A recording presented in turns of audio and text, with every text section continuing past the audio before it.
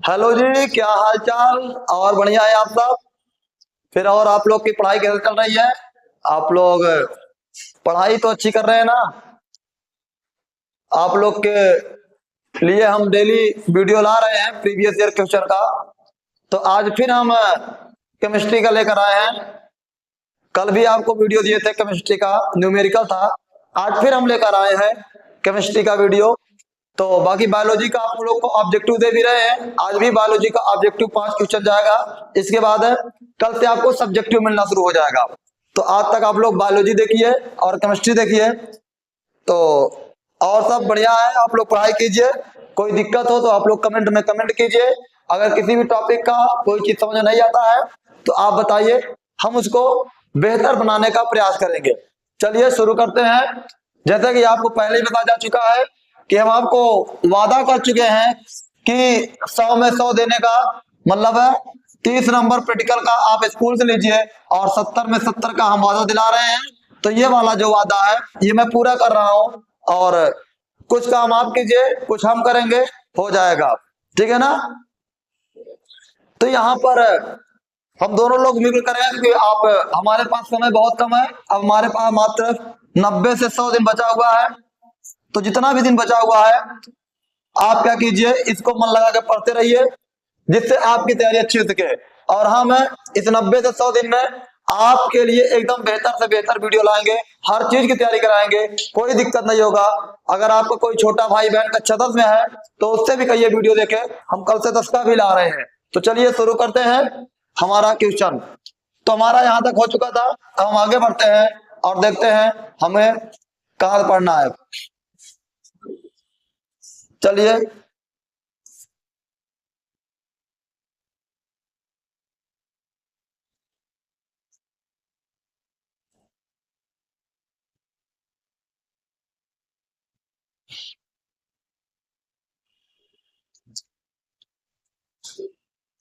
तो ये हमारा कल हो चुका था। आज हमारा अगला सवाल है। यहां तक हम लोग कल पढ़ चुके थे, ये आखिरी सवाल थी। इस सवाल को मैं आपको हल करवा चुका था। तो आज कि अगला जो प्रश्न है बहुत ही सरल है। देखिए मैं आपको समझा देता हूं, फिर आप लोग हल कर लीजिएगा इसको। यहां पर देखिए गा नंबर सवाल है, गा नंबर है। तो गा नंबर को हम लोग पढ़ते हैं। आप लोग अंसार पेपर में दिखा दिया था आप लोग को। आप लोग पुराना वीडियो देखिए और पुराना वीडियो में बताया है कौन सा वाला अंसार है। ठीक है? तो उसी के माध्यम से लोग अंसार के माध्यम से करवा रहे हैं। पुराना वीडियो प्रीवियस ईयर 2025 का हम लोग क्वेश्चन करवा रहे हैं। सेट वन करवा रहे हैं।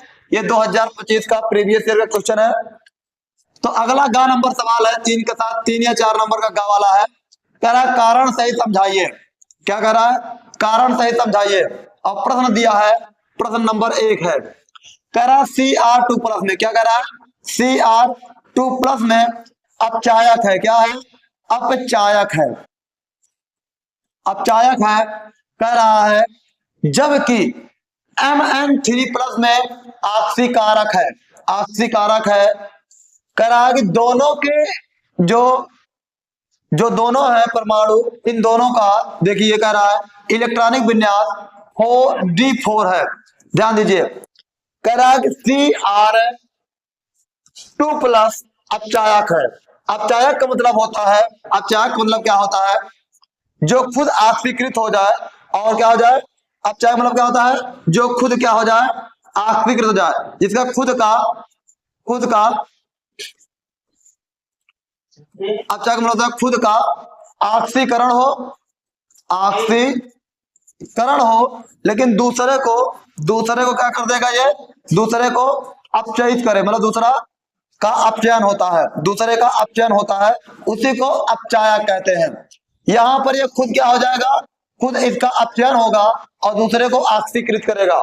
तो इसी तरीके से सवाल पूछा गया है। चलिए हम इसको लिख करके समझाते हैं ताकि आपको समझ में आए अच्छे से। ध्यान दीजिए, ये सवाल है। इस सवाल को हम लोग क्या करते हैं, यहाँ हल कर लेते हैं।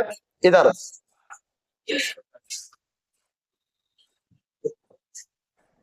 यहाँ पर पूरा पीडीएफ में लिखा हुआ है, इसको पीडीएफ में दे दूंगा, आप लोग स्क्रीनशॉट ले लीजिएगा।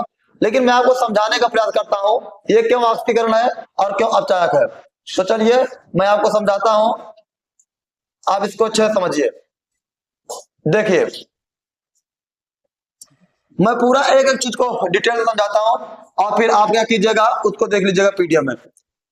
कह रहा है Cr2+, कह रहा है अपचायक है, अपचायक है। कह रहा है जबकि जबकि जबकि Mn3+ ऑक्सीकारक, ऑक्सीकारक दिखाई नहीं देता।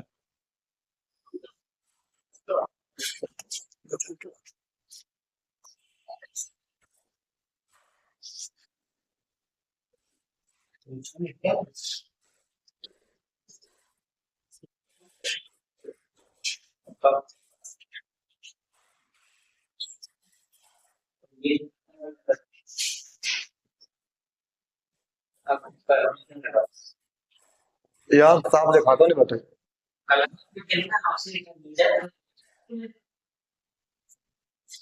कैसे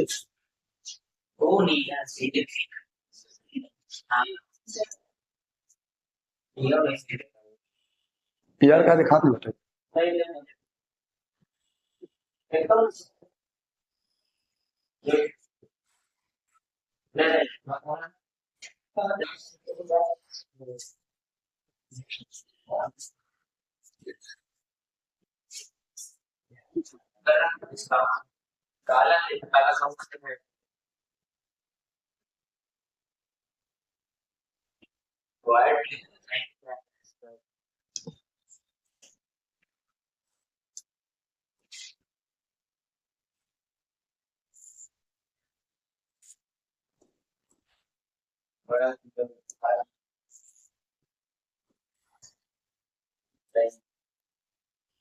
चला पढ़ाओ का करेगा बार बार।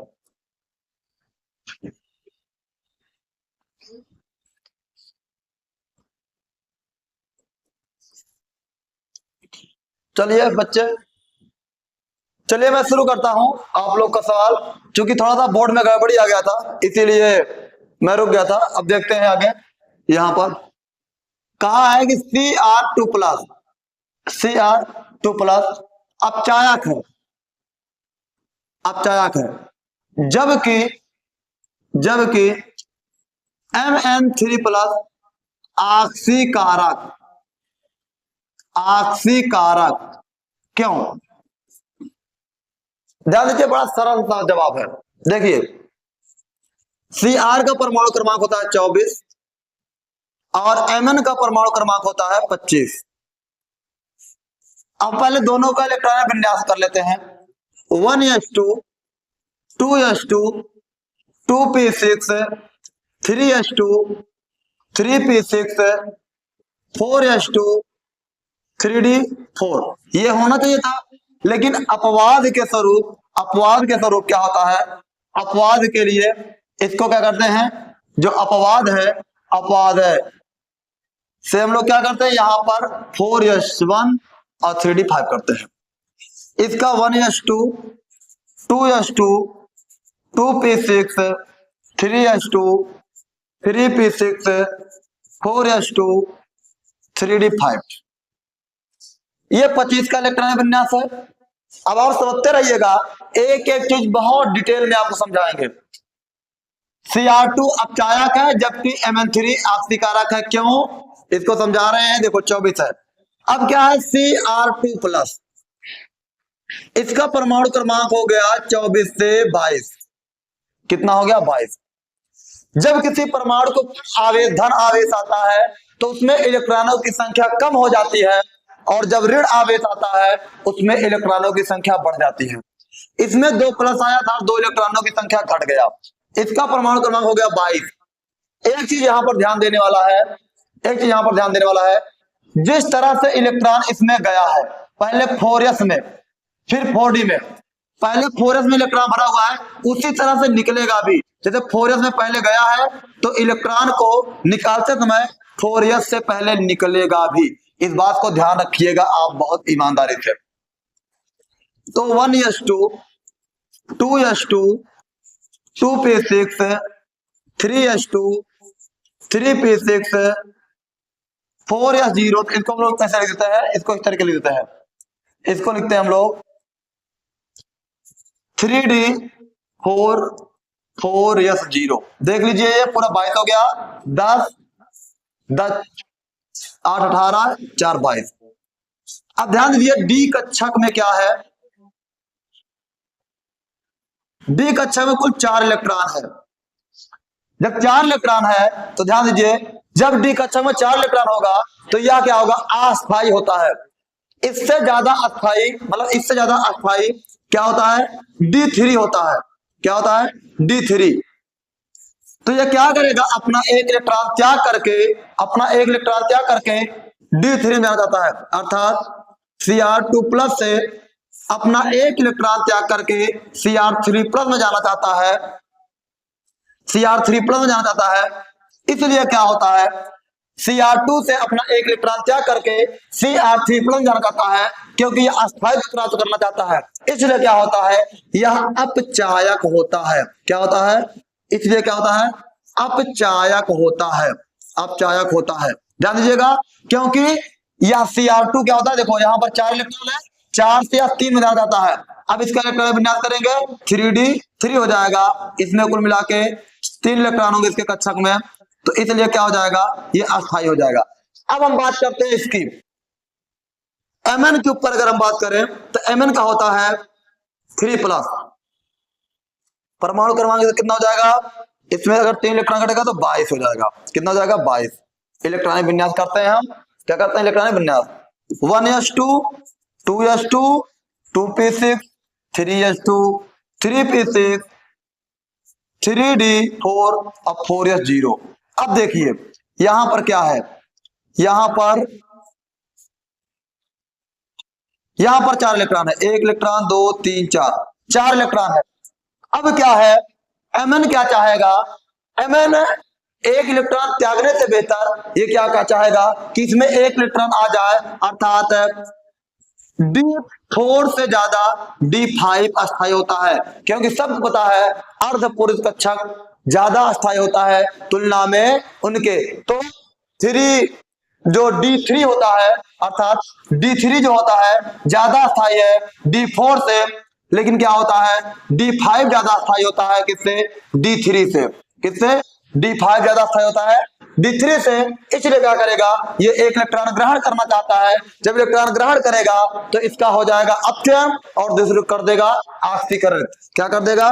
तो Mn क्या करेगा? Mn3+ से एक इलेक्ट्रॉन ग्रहण करके Mn2+ में जाना चाहता है। इसलिए क्या हो जाएगा? इसका ऑक्सीकरण हो जाएगा और उसका अपचयन हो जाएगा। किसका? इसका होता है ऑक्सीकरण, इसका होता है ऑक्सीकरण और इसका होता है अपचयन। तो यही कारण होता है। आप लोग ध्यान से देखिएगा, एकदम स्टेप बाय स्टेप देखते रहिएगा। वीडियो को एक बार अगर पुनः देखिए, अगर समझ नहीं आया, यकीन कीजिए आपके दिमाग में एक एक चीज बैठ जाएगा। और मैं पूरी गारंटी ले रहा हूं, अगर आप मेरे साथ में जुड़ते हैं तो यकीन कर लीजिए हम आपको एकदम से साल भर नहीं पढ़े हैं, फिर भी मैं आपको पूरी जिम्मेदारी ले रहा हूं कि मैं आपको याद दिला कर रखूंगा, क्योंकि हम जो बात बोलते हैं उसको करते हैं। आप एक बार हम पे भरोसा कीजिए, हम आपको उसका रिजल्ट देंगे। चलिए अगले क्वेश्चन की तरफ चलते हैं। अगला क्वेश्चन हमारा क्या है, अब हम उस पर बात करते हैं। तो इसको हम आगे देखते हैं। अगला क्वेश्चन देखिए, अगला क्वेश्चन ये हमारा लिखा हुआ है, इसको आप लोग को मैं एकदम से समझा करके लिखा हुआ है।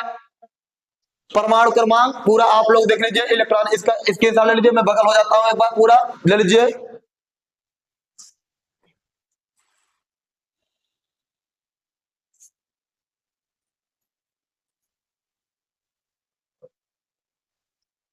चलिए मैं अब आगे बढ़ा देता हूं। अब इसका ले लीजिए, जो पूरा समझाया हुआ है पूरा लिखवाया हूं एकदम से। 3 नंबर 1 नंबर क्वेश्चन है, लेकिन मैं पूरा डिटेल में लिखा हुआ है। अगर आपसे कोई पूछे तो बता दीजिएगा, तो मैंने पूरा डिटेल में लिखा हुआ है, इसको आप समझा दीजिएगा। ये हो गया। अब देखिए अगला सवाल, अगला सवाल देखिए। अगला सवाल है, कह रहा है कि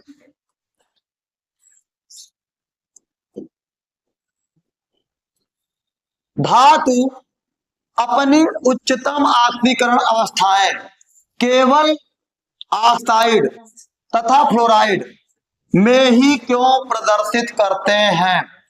धातु अपना उच्चतम ऑक्सीकरण अवस्थाएं केवल ऑक्साइड और फ्लोराइड के साथ क्यों प्रदर्शित करते हैं? तो ध्यान दीजिए, बहुत ही सरल सा इसका जवाब है। जैसा मान्यता, देखिए मान लीजिए कोई धातु है, ये कोई धातु है, चलिए धातु है।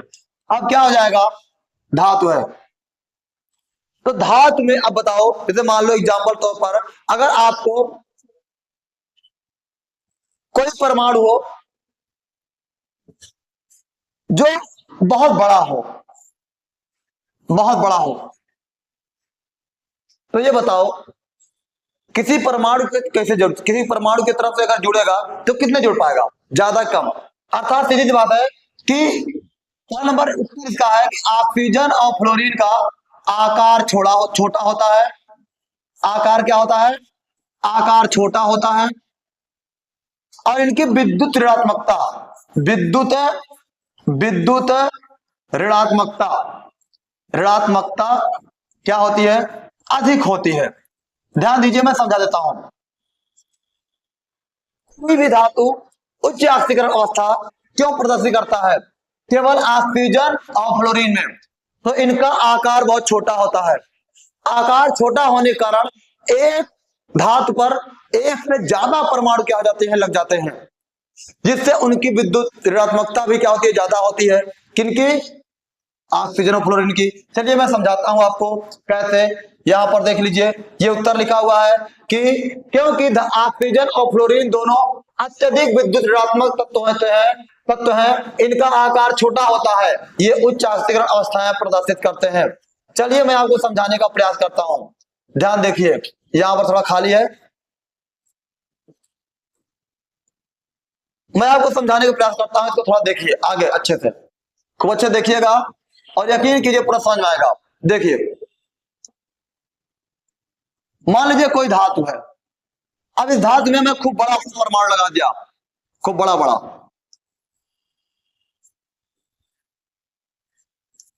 बताओ कितने लग पाए? यहां पर कुल कितने लग पाए? 4 लग पाए। अब इसी धातु में मैं क्या करूं? खूब छोटा छोटा परमाणु लगाऊं, खूब छोटा छोटा लगाऊं, छोटा छोटा, एकदम छोटा छोटा परमाणु लगाऊं। अब ये बताओ कि जब मैं छोटा छोटा परमाणु लगा रहा हूं तो बताओ कौन परमाणु इस धातु से ज्यादा हुआ? इसकी संख्या 1 2 3 4 5 6 7 8 9 10, यहां पर 10 और यहां पर 4। अर्थात सीधा सीधा सा इसमें कोई सोचने की बात ही नहीं है। जिसका आकार छोटा होगा वह धातु के साथ ज्यादा जुड़ पाएगा। अर्थात यहाँ पर बड़ा आकार है, अब क्या हो जाएगा? जुड़ नहीं पाएगा, जगह ही नहीं बचेगा। तो आकार छोटा होने के कारण क्या होता है? अधिक परमाणु मेटल के साथ जुड़ पाते हैं। जब अधिक परमाणु मेटल के साथ जुड़ पाएंगे तो क्या हो जाएगा? उनकी ऑक्सीकरण अवस्था ज्यादा हो जाएगी, क्योंकि जितने परमाणु मेटल से जुड़ेंगे वो इलेक्ट्रॉन से लेते रहेंगे, और जब लेंगे तो जब लेकर निकलेंगे तो उसके ऊपर क्या आ जाएगा? धनावेश आ जाएगा। इसलिए +7 + 8 तक ऑक्सीकरण अवस्था दर्शाते हैं। ठीक है ना? आगे बढ़ते हैं, अगला सवाल हमारा। तो आकार छोटा होने के कारण क्या होता है? ऑक्सीकरण अवस्थाएं क्या होती है? अधिक दिखाता है। कई संक्रमण धातुएं समानतया रंगीन यौगिक क्यों बनाती है? ध्यान दीजिए, संक्रमण धातुएं रंगीन क्यों बनाती हैं? सीधा सा बात है। देखिए, संक्रमण धातुएं रंगीन यौगिक इसलिए बनाती हैं क्योंकि इनके कक्षक खाली होते हैं। बहुत सी बात होती है, डी संक्रमण होता है, कक्षक का स्प्लिटिंग हो जाता है, बहुत सी बातें होती है, लेकिन हमको सामान्य से 1 नंबर में क्वेश्चन देना है, क्योंकि हमारे पास समय भी बहुत कम होता है पेपर में। तो हमको बताना है कि डी ब्लॉक के कक्षक क्या होते हैं? खाली होते हैं। तो संक्रमण धातुएं रंगीन यौगिक बनाती हैं। इसका ध्यान दीजिए, पूरा था। इसका मुख्य कारण है कि डी कक्षक का आंशिक भरा होना, डी कक्षक का आंशिक भरा होना इसका मुख्य कारण है। क्या होता है? डी कक्षक का आंशिक भरा होना इसका मुख्य कारण है। देखो, संक्रमण धातुएं रंगीन यौगिक बनाती हैं, इसका मुख्य कारण डी कक्षक का आंशिक भरा होना होता है। अर्थात जिन कक्षकों का इलेक्ट्रॉनिक विन्यास D0 होता है या D10 होता है, अर्थात जो D कक्षक जिनका पूर्ण रूप से भरा होता है या पूर्ण रूप से खाली होता है, मुख्यतः वे रंगीन नहीं होते हैं। वे क्या होते हैं? वे रंगीन नहीं होते हैं, अर्थात वे रंगहीन होते हैं। कौन रंगीन होते हैं? जिनमें D0 होता है और D10 होता है। यहां पर लिख दिया गया है, इसको भी आप लोग देख लीजिए। तो हमारा आज का 3 सवाल हो गया कारण से समझाने वाला। अगला घ नंबर सवाल है और बहुत ही इंपॉर्टेंट सवाल है। समझिए आप कि ये पेपर 2025 का मैं सॉल्व करवा रहा हूं। 2025 के यूपी बोर्ड का पेपर है, अंसार पेपर है, तो आप लोग के लिए बहुत ही इंपॉर्टेंट है। अगर आप लोग इसको सॉल्व करते हैं तो समझ लीजिए एक पेपर में से पूरा कम से कम 3 से 4 5 क्वेश्चन फंस जाते हैं। अगर 5 नंबर वाला क्वेश्चन फंस गया तो समझिए आपके लिए कितना ही उपयोगी रहेगा। तो चलिए हम सवाल हल करते हैं अगली वाली। अगली सवाल हमारी क्या है? अगला प्रश्न कहता है कि अभिक्रिया की कोटि से आप क्या समझते हैं? उन अभिक्रियाओं की कुल कोटि की गणना कीजिए जिनका वेग व्यंजक है। ध्यान दीजिए, ये 2 अभिक्रिया की दिया हुआ है व्यंजक। अब कह रहा है इनकी अभिक्रिया की कोटि की गणना कीजिए। बहुत ही सिंपल है, पहले आप समझ लीजिए। कह रहा अभिक्रिया की कोटि, अभिक्रिया की कुल कोटि। देखिए अभिक्रिया पहले कह रहा है, अभिक्रिया कोटि से आपका समझ है परिभाषा। अभिक्रिया की कोटि की परिभाषा, कोटि की क्या परिभाषा पहले पूछा है। तो अभिक्रिया की कुल कोटि किसी रासायनिक अभिक्रिया के वेग व्यंजक के अभिकारकों के सांद्रता की घातों का योग होता है।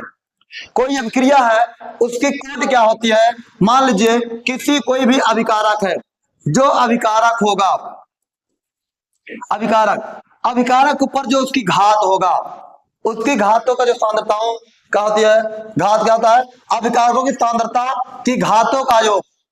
अगर एक अभिकारक है तो उसका सांद्रता क्या होगा? 1। अगर 2 है तो 2। ध्यान दीजिए, जैसे यहां पर मान लीजिए, इसीलिए फार्मूला होता है वेग समानुपाती होता है अभिकारक के। किसके? अभिकारक के। तो कभी कभी यह भी प्रश्न आता है कि वेग समानुपाती होता है किसके? तो वेग समानुपाती होता है अभिकारक के। किसके? वेग समानुपाती होता है अभिकारक के। अभिक्रिया का वेग अभिकारक के समानुपाती होता है। तो हम लोग लिख सकते हैं वेग बराबर के अभिकारक। तो यहां पर ध्यान दीजिए, यहां पर देखिए लिखा हुआ है अभिक्रिया की कोटि। अब जो योग होगा, मान लो अभिक्रिया 2 है, ए और बी। हम यहां पर समझाते हैं आपको, कोई अभिक्रिया है और वो अभिक्रिया क्या है? ए है और बी है। इसको अच्छे से समझिएगा, आप लोग समझ में आ जाएगा। ध्यान दीजिएगा, देखो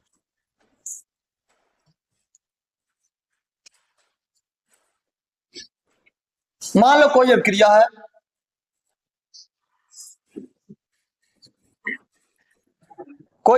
है, ए प्लस बी उत्पाद। अब इसका घात मान लीजिए x है, इसका y। तो अभिक्रिया का जो वेग होगा, वेग बराबर हो जाएगा x प्लस वाई। अर्थात इसकी सांद्रता के घातों का योग ही अभिक्रिया का वेग, अभिक्रिया का कोटि कहलाता है। कहलाता है व्यंजक, वेग के सांद्रताओं के घातों का योग होता है। तो ये समझ में आ गया आपको? यहां पर लोग सॉरी वेग नहीं, कोटि, अभिक्रिया की कोटि। यहां पर अभिक्रिया की कोटि, अभिक्रिया की कोटि बराबर x प्लस वाई होता है। ये हो गया हमारा अभिक्रिया की कोटि का सूत्र। अब चलिए हम लोग दोनों सवालों को सॉल्व करते हैं। यहां पर हमारी सवालें हैं वेग ए बराबर, देखो यहां पर कहा है वेग ए। 1 नंबर सवाल हम लोग हल करते हैं। वेग वाला ये वेग, ये तो हमारा क्या हो जाएगा? एक अभिकारक ए बराबर है, अभिकारक ए के लिए है, यहां पर लिख देते हैं अभिकारक ए बराबर है कितना? 1/2। कितना है? 1/2। और अभिकारक बी बराबर कितना है, अभिकारक बी बराबर है 3/2। और हमारी कोट का सूत्र क्या होता है, कोटि का सूत्र होता है x plus y, x plus y. तो चलिए हम लोग लिख देते हैं क्या, ए प्लस बी यहां पर दिया हुआ है, और ध्यान दे इसका कोड क्या हो जाएगा, अभिकारक एक्स हो जाएगा और वाई हो जाएगा। ए और बी का देखिए कोटि है, तो क्या हो जाएगा, सूत्र के हिसाब से हमारा क्या हो जाएगा, हो जाएगा एक्स मतलब एक्स 1/2 प्लस 3/2। जब ध्यान दीजिए, अब ये क्या हो गया आपका, भिन्न हो गया। जब भिन्न में दोनों का मतलब कि हर और अंश, इसको हमको देखना है अंश और हर, तो हमारा दोनों नीचे का बराबर होता है, तो दोनों को क्या हो गया, ऊपर का जोड़ लेते हैं 1/3 बराबर क्या हो जाएगा 4/2 और काट देंगे बराबर 2। अर्थात अभिक्रिया की कोटि हो गई कितने की, 2। अभिक्रिया की कोटि कितना हो गया, 2। अर्थात पहले वाले का जो सूत्र हमारा सवाल आएगा, इसकी कोटि हो जाएगी 2। कितना हो जाएगा, इसकी कोटि 2 हो जाएगा। हमने यहाँ पर आपको समझा दिया, कैसे समझा, यहाँ पर कोटि का सूत्र होता है एक्स प्लस वाई, इसकी घातों को लिखते हैं। हमने कहा अगर कोई ए और बी है, ए और बी है, इसके ऊपर का जो रहता है घात, उसी का योग जो होता है वह कोटि कहलाता है। अर्थात एक्स प्लस वाई, इसका जो घात होता है वही कोटि कहलाता है। यहाँ पर हमने आपको बता दिया। इस तरीके से सवाल हो गया पहले। तो पहले सवाल आप लोग नोट कर लिए। अब हम लोग करते हैं दूसरे सवाल को, किसी करते हैं, ये हो गया तो दूसरी सवाल करते हैं। चलिए यहीं पर हम लोग दूसरी सवाल कर लेते हैं। और दूसरी सवाल हमारी क्या बताता है, देखिए कह रहा है वेग, यही वही चीज है, तो हम लोग क्या कर लेते हैं, यहाँ पर हल कर लेते हैं। तो यहाँ पर ए बराबर देखिए कितना दिया हुआ है 3/2 और बी बराबर कितना दिया हुआ है -1। तो हम लोग क्या कर लेते हैं, कोटि बराबर कितना, हमारा फार्मूला क्या है, कोटि बराबर है एक्स प्लस वाई। क्या है कोटि बराबर, x plus y, x plus y. तो चलिए हम कर लेते हैं। हमारा एक्स बराबर देखिए यहाँ पर दिया हुआ है ये, और वाई बराबर ये दिया हुआ है, तो हम लोग कर लेते हैं, रख लेते हैं मान एक ही जगह पर। तो ये हो जाएगा हमारा, देख लीजिए कोटि बराबर क्या हो जाएगा, कोटि बराबर हो जाएगा 3 2 प्लस -1, प्लस माइनस का चिन्ह हो जाएगा माइनस, तो अब क्रिया की कोटि बराबर हो जाएगा, देख लीजिए 3/2 -1। अब इसको आप हल कर लीजिए। हल कैसे करेंगे, देख लीजिए यहाँ पर 2 है, हम बराबर करने के लिए दोनों तरफ से ऊपर 2 और नीचे 2 से गुणा कर देते हैं इसमें, ठीक है ना। हम ऊपर 2 और नीचे 2 से क्या कर लेते हैं, गुणा कर देते हैं, ताकि हमारा हर और अंत, हमारा अंत क्या हो जाए, ये बराबर हो जाए। तो कोटि बराबर क्या हो जाएगा, कोटि हो जाएगा 3 - 1, 3 - 2, 3 - 2/2, ये दोनों बराबर हो गए, तो कितना हो जाएगा 1/2 आंसर आ जाएगा। अर्थात अभिक्रिया की कोट कितना हो गई, आधी कोट की अभिक्रिया हो गई। कितनी कोट हो गई, आधी कोट का क्रिया हो गई। हमारा ये वाला भी हल हो गया। अब यहाँ पर हमने आपको बता दिया, समझा दिया इस तरीके से। अब आप लोग यहाँ पर देख लीजिए ये क्या है, ये हमने हल करा हुआ है। यहाँ पर अभिक्रिया का वेग बराबर ये दिया हुआ है, यहाँ पर अभिकारक की घात x इतना दिया हुआ है, अभिकारक b की घात इतना दिया हुआ है। यहाँ पर देखो पहली सवाल हम लोग हल कर रहे हैं, पहली वाली को इतना दिया हुआ है, और कुल घातों का योग x प्लस वाई, इसको यहाँ पर समझाया गया है कैसे, 1/2 इसको जोड़ा गया, काटा गया, क्रिया की कोट 2, वेग में उसी तरीके से इसमें भी समझाया गया है। और इसमें वही के समझाया गया है जो मैंने बताया, घात इसकी एक, ए के लिए बी के लिए, और कोट x प्लस वाई 3 + -1, इसका इतना हो जाएगा, और ऊपर और नीचे से 2 से गुणा करने पर तो क्या हो जाएगा हमारा, कुल मिलाकर अब क्रिया कितनी आ जाएगी, कोटि आ जाएगी। अब क्रिया की कोटि बराबर हो जाएगा, यहाँ पर लिख लीजिए अब क्रिया कोट बराबर हाफ, अर्थात आधी कोट की क्रिया है। इस प्रकार से क्या हुआ, हमारा यहाँ तक प्रश्न क्या हो गया, सॉल्व हो गया। हम यहाँ तक इसको सॉल्व कर चुके हैं, आज हमारा ये भी सॉल्व हो गया। अगर आपको कोई दिक्कत हो तो बताइए, आप इसका स्क्रीनशॉट ले लीजिए ताकि आपको कोई दिक्कत ना हो। आप इसका स्क्रीनशॉट ले लीजिए, यहाँ से मैं पूरा दे रहा हूँ, सवाल से लेकर जवाब तक का पूरा स्क्रीनशॉट ले लीजिए। पहले ये प्रश्न है, ये प्रश्न है, यहाँ से उत्तर है, यहाँ से उत्तर है, ये उत्तर लिखा हुआ है, आप उत्तर लिख लीजिए, और प्रश्न भी, ये प्रश्न है, इसका स्क्रीनशॉट ले लीजिए। अब इसके बाद ये इसका ले लीजिए, इसके बाद इसका ले लीजिए,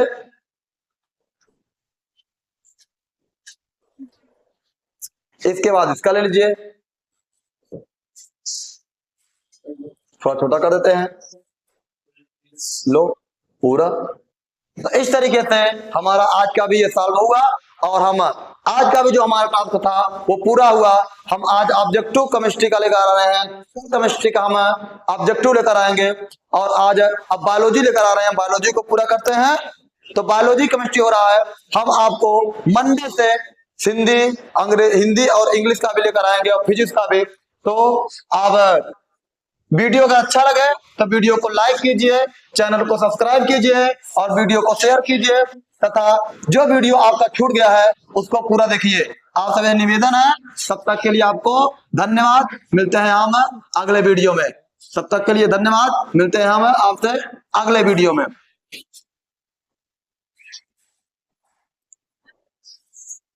हम मिलते हैं अगले वीडियो में। आप लोग वीडियो को शेयर कीजिए और जो बोला गया है उसको ध्यान दीजिएगा।